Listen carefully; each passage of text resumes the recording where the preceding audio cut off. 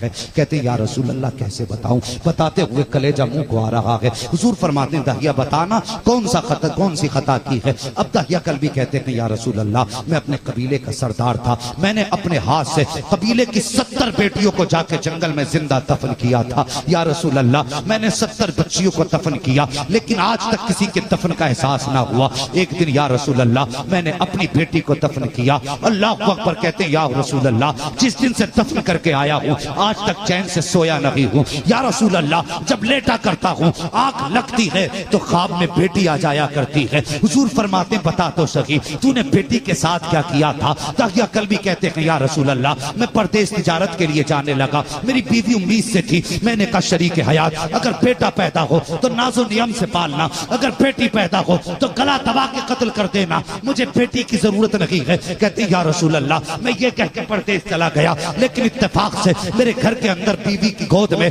बेटे की बजाय बेटी आ गई। उसने कत्ल करना चाहा लेकिन माँ थी, माँ के हाथ थम गए। उसने कहा अगर आज इसे कत्ल कर दिया तो तारीख में एक माँ को किस जुमले से याद किया जाएगा। कहा उसने कत्ल ना किया, उसने मेरी बच्ची को पाला। कहा जब मेरे घर आने का वक्त होता तो पड़ोस में पहुंचा देती, जब चला जाता तो घर में लेके आ जाती थी। कहता एक दिन या रसूल अल्लाह अचानक मैं घर में आया, मैंने दरवाजे पे दस्तक दी, अंदर से बच्ची की आवाज आई, कौन? मैंने कहा मैं इस घर का मालिक हूँ। उसने कहा अगर तू इस घर का मालिक है तो मैं घर के मालिक की बेटी हूँ। कहा इतना सुना मेरा खून खोल गया कि मेरे घर में बच्ची कैसे है। जैसी बच्ची ने दरवाजा खोला मैं तो गजब से बच्ची को देख रहा था, लेकिन या रसूल अल्लाह क्या बताऊं, जैसी दरवाजा खोला है मेरी बेटी ने मेरे कदमों को आगोश में ले लिया है। लिपट के कहती है बाबा कितने साल लगा दिए हैं परदेश से आने में, कितने दिन हो गए तेरा इंतजार करते करते। जब दुनिया के बच्चे अपने बाप की गोद में खेला करते थे तो मैं सोचा करती थी कल जब मेरा बाप आएगा